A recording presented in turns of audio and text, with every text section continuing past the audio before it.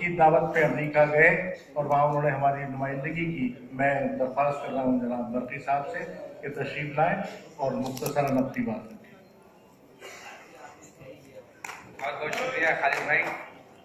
अलीगढ़ के रिश्ते से आप सीनियर भी हैं, काश कि मैं हुक्म बजा लाता।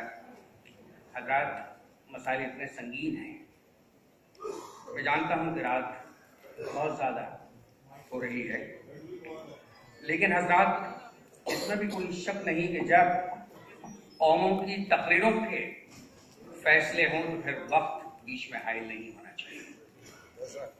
मैं इसी जसारत के साथ आपसे आज हम कलाम होने की कोशिश कर रहा हूँ। जनाब सदर माजी और इंशाअल्लाह मुस्तक़बिल जनाब मोहतरम सिराज कुरैशी साहब,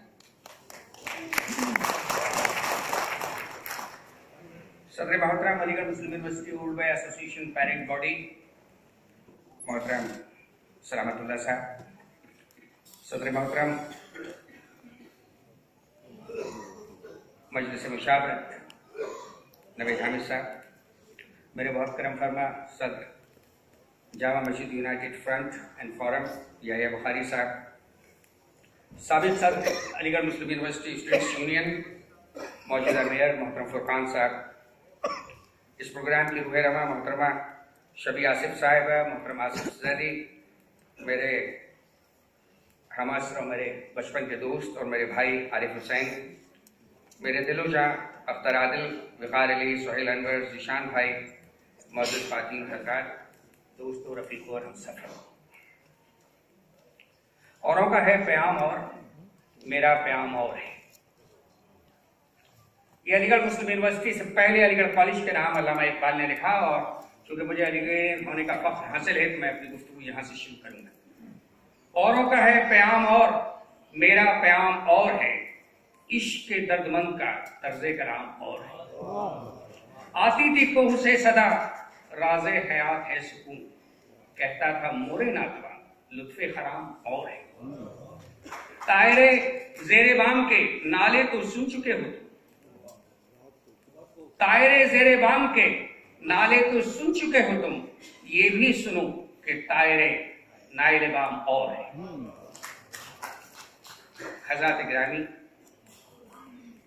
मैं वक्त की नज़ाकत को एक हसास इंसान होने के नाते बखूबी समझता हूँ, लेकिन मुझे ये इजाज़त दीजिए कि मैं वो दिल की बातें आपसे अर्ज कर दूँ।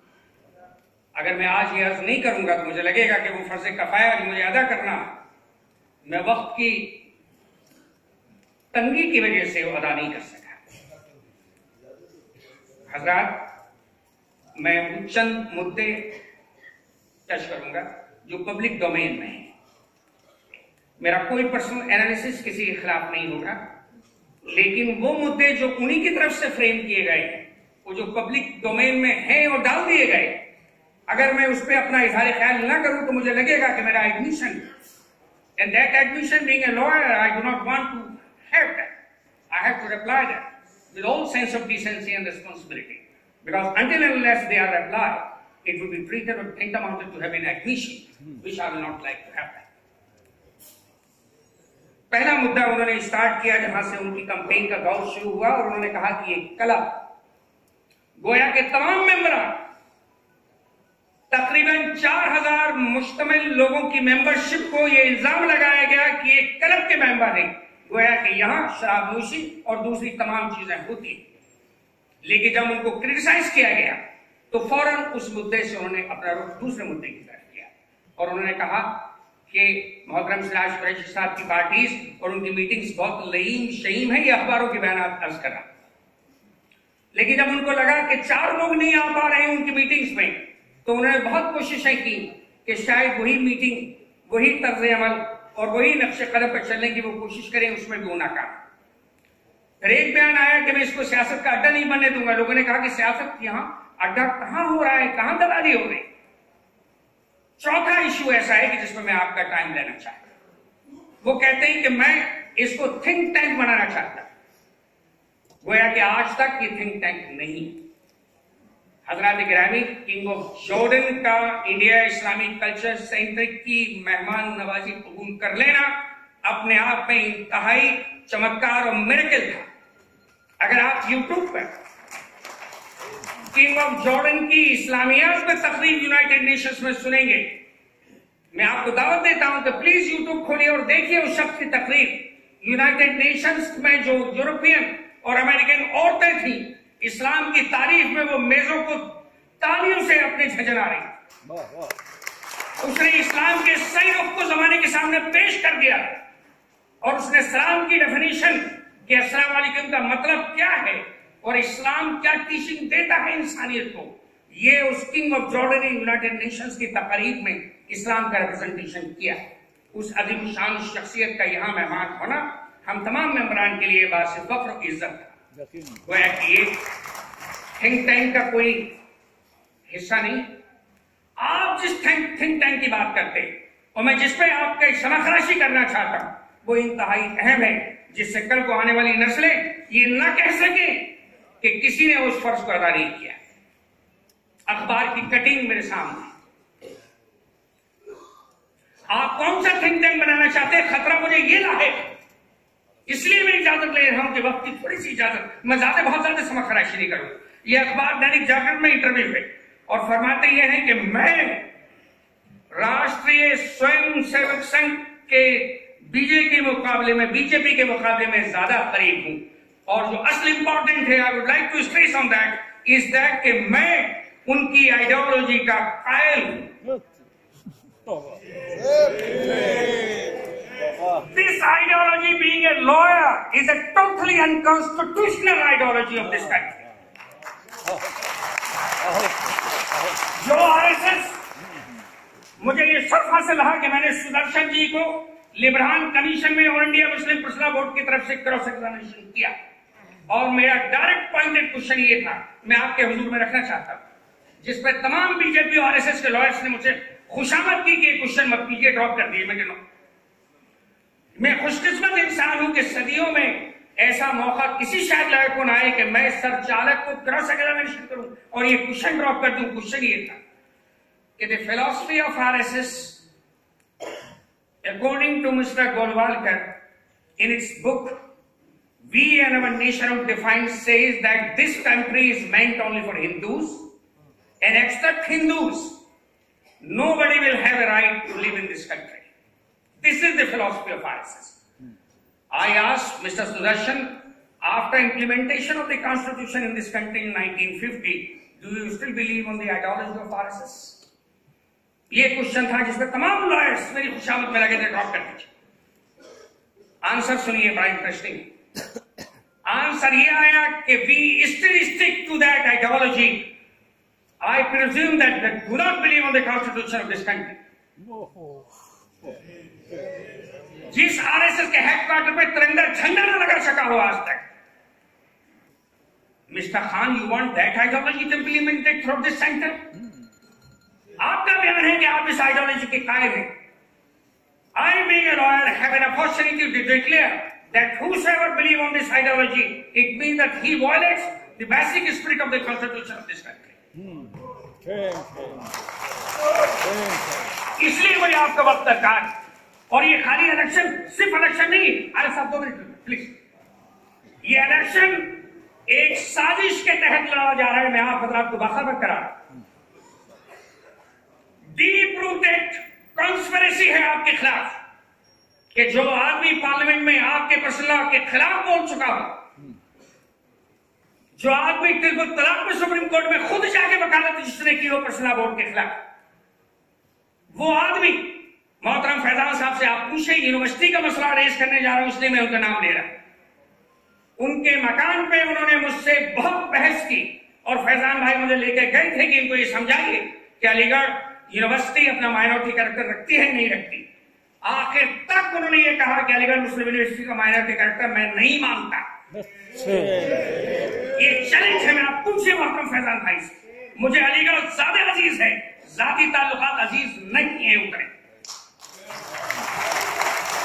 Because the minority character of Jamia Millia Islamia and Aligarh Muslim University is the highest aspiration for we Jama'is and Aligarhians. We can work for it. We can sacrifice for it. We will negotiate for it. but we will not surrender for it now or ever. Lieutenant General Zamiruddin Shah has rightly described it, that the minority character is the question of life and death of Indian Muslims. I remember, because my senior Khalid Bhai has referred my invitation to the United States of America, because I consider Mr. Jefferson, he was the writer of Declaration of Independence, to deliver my speech on the Independence Day at his home. And I read in the Library of the United States that there was one boy, aged approximately 19 or 20 years of age. He was working in a small shop, a barber shop, somewhere in the United States of America.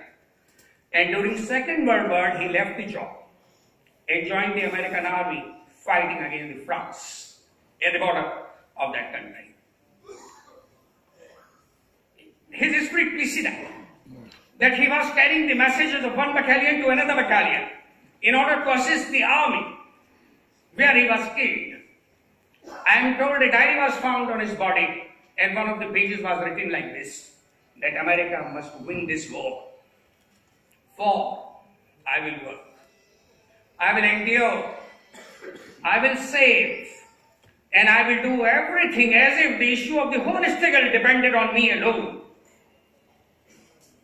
The Martin Tripta was the name of this boy. Every member of the India Islamic Culture Center must have that spirit, that we have to save this institution, that tomorrow, if this gentleman Khuda Khasta elected, the voice will be raised from this center that the Aligarh is not having a minority status. This voice is in case raised, where will you stand? In case the voice is raised that the Muslim personal law is outdated and third, where we will stand? If so-called dreaming president starts speaking against you from the center, we will have no face to show to the world. That's why this election has a different concept and perception in comparison to the earlier elections. Please take into consideration all the deep-rooted conspiracy of those who want to see you ruined and destroyed lot of this nation. अब हज़रात गिरामी 2 minute बाद India Islamic culture centre ने पिछले 12 साल से सिराज कुरैशी साहब की मेहनतों के काविशों के नतीजे में अपना FAR को डबल सैंक्शन करा लिया। पहले उसका सैंक्शन कंप्लीशन सर्टिफिकेट मैं आपकी जानकारी के लिए अर्ज कर दूं कि सबसे पहले चिन्मया मिशन से पहले और इंडिया इंटरनेशनल की एनेक्सी से पहले आपके सेंटर को मैं सिराज कुरैशी साहब की जाती रसूख और ताल्लुकात की बुनियाद पे दिया गया। अगर सिराज कुरैशी साहब उस वक्त सदर न चुने गए होते तो जितने ऑब्जेक्शंस कंप्लीशन सर्टिफिकेट देने में लगे हुए थे, इंसानों के बस में नहीं था कि उसको दूर किया जा सकता। पहला क्रेडिट। दूसरा क्रेडिट इसलिए अर्ज करना चाहता हूं तो मेरी जानकारी में इंतहाई है। 1961 में जब इस मुल्क में कृष्ण मेनन जी डिफेंस मिनिस्टर थे, उन्होंने एक लेटर तमाम चीफ मिनिस्टर्स को लिखा कि भाई आर्मी ऑफिसर्स जो मौजूदा हैं और रिटायर्ड हैं, इनके सेटलमेंट के लिए आप 1000 कॉलोनीज कायम कीजिए। दिल्ली के भी उस जमाने में जो चीफ मिनिस्टर नहीं थे, दिल्ली कमिश्नर होते थे, उनको भी लिखा। ये सैनिक फॉर्म जिसका नाम है सैनिक फॉर्म वीके कृष्णा मेनन जी के इनिशिएटिव पे आर्मी ऑफिसर्स के लिए बनाया गया था। रहमान भाई शायद इसकी तारीफ करें। वीके कृष्णा मेनन जी ने सोसाइटी कायम की। प्रेसिडेंट ऑफ इंडिया ने स्पेशल एक्सेप्शनल केस की हैसियत से जो रास्ता दिया वो आर्मी के लैंड से सैनिक फॉर्म के लिए दिया है। पॉइंट अर्ज करने का यह है कि मैं उनका पिछले 5 बरस से वकील हूं। 1961 में जो कॉलोनी गवर्नमेंट ऑफ इंडिया के इनिशिएटिव पर कायम की थी, आज तक रेगुलराइज नहीं हो पाई। इसका मैं वकील हूं 5 बरस। 12 साल की अनथक मेहनत के बावजूद आपके सेंटर ने अपना FAR डबल सैंक्शन करा लिया है। ये मामूली बात नहीं। वो लोग कह रहे साहब ये झूठ है। 79,000 और अमाउंट NDMC ने डिमांड किया है उस अप्रूवल को पास करने के लिए, और जब कोई महकमा डिमांड कर देता है पैसे का कि फीस जमा कीजिए, it would be presume that it is going to be 100% approved by the Indians. और उसके बाद आपका सेंटर दुनिया के सकाफती चेहरे के अंदर एक अपना मुकाम अलग रखेगा। वो आपकी शान शौकत और आपके तुर्रा इम्तियाज को पूरा उतरेगा। मेरी गुजारिश है, खुदा के वास्ते इसको फर्ज कफाया महसूस कीजिए। ये इलेक्शन आम इलेक्शन की तरह आम इलेक्शन नहीं, ये इलेक्शन आपके वजूद की सिमत तय कर देगा। ये इलेक्शन ये बता देगा कि सियासी पार्टियां और आपके चंद लोग जो उनके खुशामद में लगे हुए हैं, आपके वजूद को कहीं अंधकार की तरफ न ले जाए। ये नस्लें आपकी खामोशी और आपकी महज इसलिए कि साहब वो अलीगढ़ नहीं, इसलिए हम अलीगढ़ को देंगे, इस धोखे में बहुत बड़ा नुकसान ना हो जाए जो कभी पूरा ना हो सके। मैं इस उम्मीद के साथ आपसे इजाजत चाहता हूँ कि 6 तारीख को आपका फैसला न सिर्फ इस मुल्क के मुसलमानों बल्कि हिंदू मुस्लिम मुजाहिदी और यूनिटी के लिए एक नया और वही पैगाम देगा जो पिछले 15 वर्ष से सिराज कुरैशी साहब के जरिए हुआ। खुदा हाफिज़, शुक्रिया।